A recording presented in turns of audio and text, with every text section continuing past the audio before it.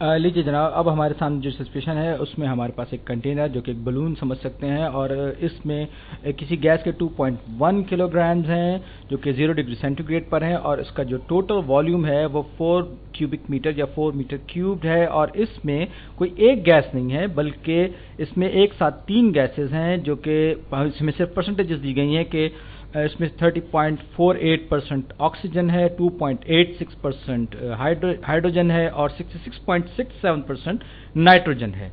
ठीक, तो अब हमें यह मालूम करना है कि स्टैंडर्ड टेम्परेचर पे एंड प्रेशर पे इस पूरे जो सिस्टम है इसका नंबर एक टोटल प्रेशर कितना होगा, और दूसरी बात यह कि हर गैस का इंडिविजुअल प्रेशर या पार्शियल प्रेशर कितना होगा। और partial pressure of a gas या किसी भी गैस का पार्शियल प्रेशर एक नया कॉन्सेप्ट है जिसके जरिए हमें यह पता चलता है कि ओवरऑल या मजमूई प्रेशर में कोई भी गैस कितना हिस्सा अपना डाल रही है। तो अब मैं अपना काम शुरू करता हूं, और मैं यहाँ पर ये बता रहा हूँ। ये देखिए, ये ब्लू कलर जो है इसको मैं फर्ज कर रहा हूँ कि ये ऑक्सीजन है, और ये येलो जो है ये फर्ज कीजिए ये हाइड्रोजन है, और ये जो रेड जो है ये नाइट्रोजन मॉलिक्यूल्स हैं जो कि इस कंटेनर की दीवारों से टकरा रहे हैं, टकरा के पलट रहे हैं, आपस में एक दूसरे से टकरा रहे हैं। खैर, तो अब हमें ये मालूम करना है कि सबसे पहले हम मालूम करेंगे टोटल प्रेशर इन गैसेस का कितना है इस कंटेनर के अंदर। हमें बाकी सारी चीज़ें दी गई हैं, लेकिन उससे पहले हमें यह मालूम करना है कि ये जो हमें परसेंटेजेस में सब कुछ दिया गया है ये इसका मोलर मास कितना है। यानी कि मुझे किलोग्राम से भी आगे बढ़कर या ग्राम से भी आगे बढ़कर मुझे ये मालूम करना है कि इसका मोलर मास कितना है। तो सबसे पहले मैं नाइट्रोजन से शुरू कर रहा हूं, तो ये नाइट्रोजन को मैंने रेड कर दिया है, तो क्योंकि ये 66.67% है नाइट्रोजन इस कंटेनर में। तो अब मैंने ये क्या किया, ये 2.1 kg को मैंने तब्दील कर दिया ग्राम्स में, क्योंकि ग्राम्स हमारे लिए ज़्यादा आसान होता है और हम उसको ज़्यादा इस्तेमाल करते हैं। तो ये 2100 या 2100 ग्राम्स हो गया। और जैसे कि हम पहले भी देख चुके हैं, ग्राम्स का यूनिट हम ज़्यादा इस्तेमाल करते हैं। तो ये जो परसेंटेज है ये कितना हो जाएगा, ये तकरीबन 2/3 है इसका, तो ये 1400 ग्राम्स ऑलमोस्ट होगा। सही, अब हमें मालूम है कि एक नाइट्रोजन एटम का जो एटॉमिक मास यूनिट्स में मास होता है वो 14 होता है, लेकिन यहाँ हमें एक मॉलिक्यूल दिया गया है जो कि 2 एटम से मुश्तमिल है, लिहाजा ये 28 एटॉमिक मास यूनिट्स इसका एक मॉलिक्यूल होगा। तो इसका एक मोल यानी कि मॉलिक्यूलर नाइट्रोजन का एक मोल होगा 28 ग्राम्स। सही, यहाँ तक तो बात आपको क्लियर हो गई। लेकिन अब मुझे ये मालूम करना है कि ये जो 1400 या 1400 ग्राम्स जो हैं ये कितने हैं। सॉरी, मैं अपने यूनिट्स को करेक्ट करूँ, 28 ग्राम्स पर मोल है। तो 1400 grams of nitrogen divided by 28 grams पर मॉलिक्यूल, तो कितना बनेगा ये 1400 डिवाइडेड बाय 28, ये हो जाएगा 50। यानी यहाँ मेरे पास इस कंटेनर के अंदर 50 मोल्स हैं मॉलिक्यूलर नाइट्रोजन के। याद रखिए ये N2 की बात कर रहा हूँ। सही, ये 50 मोल्स।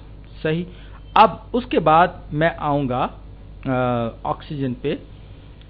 तो यहाँ मेरे पास 30% या 30% ऑक्सीजन मेरे पास है, और ऑक्सीजन का मुझे मालूम करना है कि सबसे पहले मास इसमें किलोग्राम्स में कितना होगा। तो 30%, 30.48 को मैंने अपनी सहूलत के लिए 30.48 इसको मैंने मल्टीप्लाई कर दिया 2100 से, और इसको मैं कैलकुलेट कर रहा हूँ तो 0.3048 मल्टीप्लाइड बाय 2100, तो ये तकरीबन 640 ग्राम इस कंटेनर में ऑक्सीजन गैस है। सही, लेकिन अभी काम पूरा नहीं हुआ है। मुझे पहले ये मालूम करना है कि इसके मोल्स कितने हैं। मोल्स मालूम करने के लिए मैं वही तरीका करूंगा। ऑक्सीजन का एक एटम सिंपल एटम जो है वो 16 एटॉमिक मास यूनिट्स के बराबर होता है, लेकिन इसका हम मॉलिक्यूल की बात करें तो ये 32 डायटोमिक ऑक्सीजन का 32 होगा। तो लिहाजा इसका एक मोल जो है वो 32 ग्राम्स के बराबर होगा। लेकिन यहाँ मेरे पास 640 ग्राम्स हैं, तो 640 ग्राम्स डिवाइडेड बाय 32, तो ये कितना हो जाएगा, ये डबल 20 मोल्स। यानी यहाँ मेरे पास ऑक्सीजन मॉलिक्यूल्स के 20 मोल्स मौजूद हैं इस कंटेनर के अंदर। अब आखिर में मैं आऊँगा हाइड्रोजन पे, जो कि बहुत कम अमाउंट में 2.86% पे। तो 2100 मल्टीप्लाइड बाय इसको मैं हर चीज़ परसेंटेज में डायरेक्टली कर रहा हूँ, आप इसको परेशान ना होइएगा। तो 0.0286 ये बराबर हुआ 60.06, यानी कि ऑलमोस्ट 60।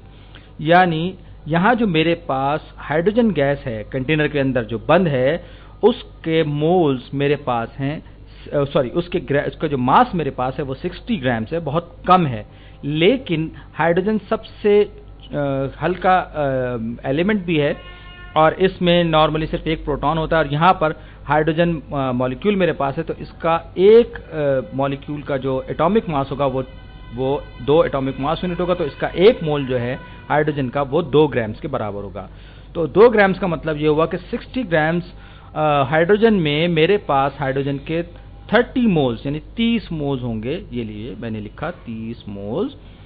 तो ये बड़ी दिलचस्प बात देखिए आप कि अगरचे हाइड्रोजन अपने मास के हिसाब से बहुत कम परसेंटेज में है, लेकिन फिर भी ये इसके 30 मोल्स यहाँ पर हैं और हाइड्रोजन के 20 मोल्स हैं। और जबकि आप ये देखिए कि बज़ाहिर परसेंटेजेस में मासेस के हिसाब से तकरीबन 2/3 नाइट्रोजन है, लेकिन ये 50 मोल्स इसके हैं। तो ओवरऑल मेरे पास आप ये मुलाजा कीजिए कि मेरे पास इस वक्त जो पार्टिकल्स हैं वो सबसे ज़्यादा नाइट्रोजन के हैं, फिर मेरे पास हाइड्रोजन के हैं और उसके बाद ऑक्सीजन के हैं।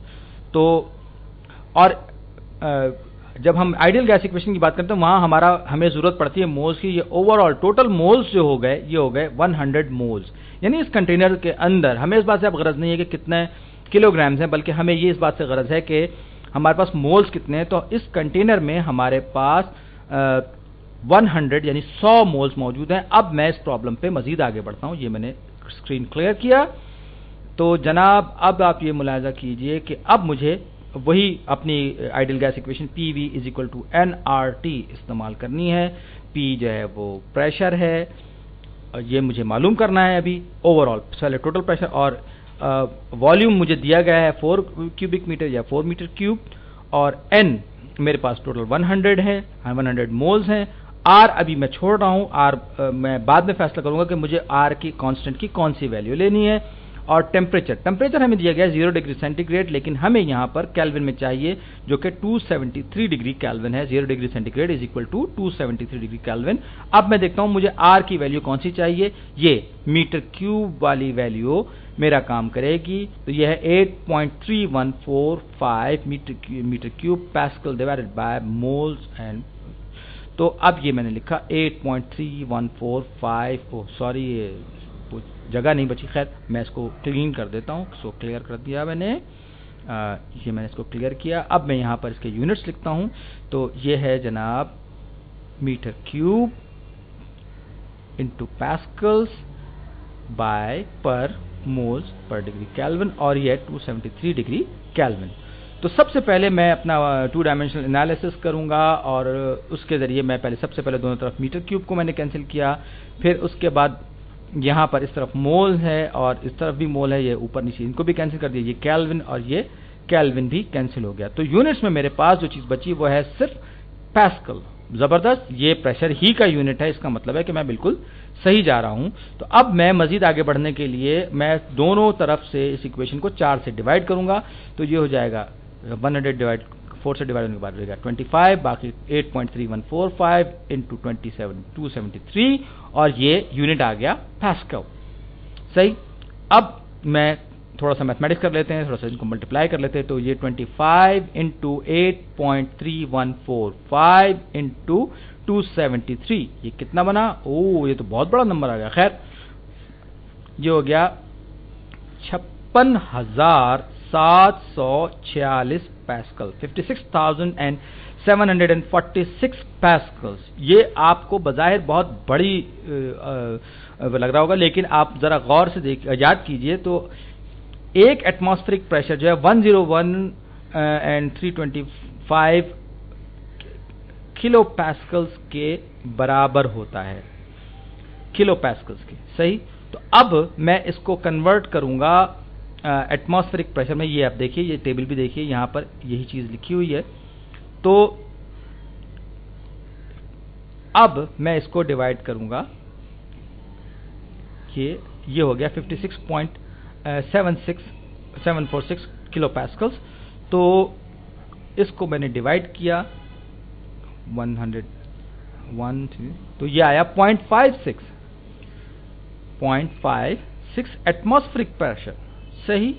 अब आपने देखा कि ये बज़ाहिर हमें लग रहा था कि बहुत ज्यादा प्रेशर होगा, लेकिन ये नॉर्मल एटमॉस्फेरिक प्रेशर से भी तकरीबन हाफ प्रेशर बन रहा है। और ये दूसरे यूनिट में, पास्कल यूनिट में, जो कि बहुत छोटा यूनिट है, आपको बहुत बड़ा लग रहा था और आप शायद इससे कंफ्यूज भी हो गए, लेकिन कंफ्यूज होने की कोई बात नहीं जब तक कि हम किसी चीज को दुरुस्त तौर पर समझ सकें। ओके, तो अब क्योंकि हम यहां पर बात हर चीज को आइडियल गैस के तौर पर रखते हुए कर रहे हैं, तो अब यहां पर ये आप देखिए कि PV = nRT में n जो है वो भी मुझे मालूम है और T भी मुझे मालूम है। अब हम जो बात जहन में रखने वाली है वो ये कि हर गैस का अपना अपना प्रेशर डिपेंड करेगा उसके मोल्स पर। तो अब ऑक्सीजन के लिए कितना होगा? ऑक्सीजन 20% है। आप ऊपर देखिए, हमने मालूम किया था 20%, यानी कि 100 में से 20 मोल्स जो थे वो उसके थे। तो ये हो गया टोटल प्रेशर का, उससे मैं इसको डिवाइड से इसको मल्टीप्लाई करूंगा परसेंटेजेस में, तो ये बनेगा ओवरऑल प्रेशर का 20%। तो इसको मैं वही तरीका अपना करता हूं दोबारा से। तो इसे मैंने मल्टीप्लाई किया 0.56 को, तो ये 0.112, यानी ये जो प्रेशर होगा ये होगा 11.112 एटमॉस्फेरिक प्रेशर के बराबर। यानी ये भी बहुत, यानी ये 20% प्रेशर है उस 100 मोल का, जो कि उस गैस का जो कि इस कंटेनर के अंदर बंद है। सही। अब मैं जाऊंगा ऑक्सीजन के बाद, अब मैं जाऊंगा किस पर जनाब आली, अब मैं सॉरी, ये 11.2 किलो पास्कल्स, और ये बात भी जहन में रखने वाली है कि 11.2 किलो पास्कल्स इसका प्रेशर होगा गैस का। तो अब मैं मालूम करने जा रहा हूं नाइट्रोजन का प्रेशर। नाइट्रोजन के मेरे पास यहां पर 100 में से 50 मोल्स हैं, यानी कि 50% है। अगरचे ये 2/3 है, आप गौर कीजिए ये 2/3 है, लेकिन क्योंकि ये एक बड़ा एटम है, हैवियर एटम है, लिहाजा इसके मोल्स जो हैं वो मास के ज्यादा होने के बावजूद 50% है। सही। तो अब मैं ये कैलकुलेशन एक बार फिर करूंगा। Partial pressure due to nitrogen ये होगा जनाब 28,373, ये कुछ अप्रॉक्सीमेट यही फिगर आएगी, ये पास्कल्स में होगी। क्योंकि नाइट्रोजन जो है वो 50% है, तो उसका ओवरऑल प्रेशर के मुकाबले में 50% प्रेशर होगा। इसको मैंने किलो पास्कल्स में कन्वर्ट कर लिया, 28.4 किलो पास्कल्स हो गया। इसको एटमॉस्फेयर में कन्वर्ट करूंगा तो तकरीबन ऑलमोस्ट 0.28 एटमॉस्फेरिक प्रेशर जितना ऑक्सीजन का प्रेशर होगा। अब मैं आ रहा हूं partial pressure due to hydrogen gas. ये हाइड्रोजन के मेरे पास 30 मोल्स हैं। आप गौर कीजिए कि हाइड्रोजन अगर जैसे 2.86% है, लेकिन उसके मोल्स जो हैं वो ऑक्सीजन से भी ज्यादा हैं। 30 मोल्स ऑफ हाइड्रोजन मेरे पास हैं, तो मुझे तो मोल्स से ही गरज है। ये बात याद रखिए, जब हम आइडियल गैस इक्वेशन पे काम कर रहे होते हैं तो हम हर चीज को मोल्स में देखते हैं, और हमारे लिए ज्यादा इंपॉर्टेंट इस बात की होती है कि उसके कितने पार्टिकल्स यानी कितने मोल्स मौजूद हैं। हमें इस बात से गरज नहीं, तो उसका वेट या उसका मास कितना है। तो अब आइए हम इसको एक बार फिर देखते हैं। तो हाइड्रोजन 30% है, और ओवरऑल इसका मतलब ये होगा इसका ओवरऑल प्रेशर भी जो है, इसका प्रेशर भी जो है पार्शियल प्रेशर, वो ओवरऑल प्रेशर के मुकाबले में 30% होगा। और ओवरऑल प्रेशर मेरे पास है 56.746, तो ये हो जाएगा 0.168 तकरीबन एटमॉस्फेरिक प्रेशर के बराबर। तो अब अगर मैं टोटल प्रेशर मालूम करूंगा तो वो इन तीनों गैसेस के पार्शियल प्रेशर्स के सम के या उनके मजमुए के बराबर होगा। आप चाहें तो इसको टैली भी कर सकते हैं, जैसे कि ये इसका नाइट्रोजन का 20.28 एटमॉस्फेरिक प्रेशर है, और ऑक्सीजन का 0.112 है, और हाइड्रोजन का 0.168 है। जब हम इनको ऐड करेंगे तो ये हमें 0.56 तकरीबन एटमॉस्फेरिक प्रेशर्स के बराबर मिलेगा। और इसी से ये बात हमें पता चल जाएगी कि ये ओवरऑल प्रेशर किस तरह से। अब ये वीडियो एंड पे आ गई है, लेकिन अब जो असल मैसेज है वो ये है कि जो पार्शियल प्रेशर होता है वो इस बात पर डिपेंड करता है कि हमारे पास किसी गैस के मोल्स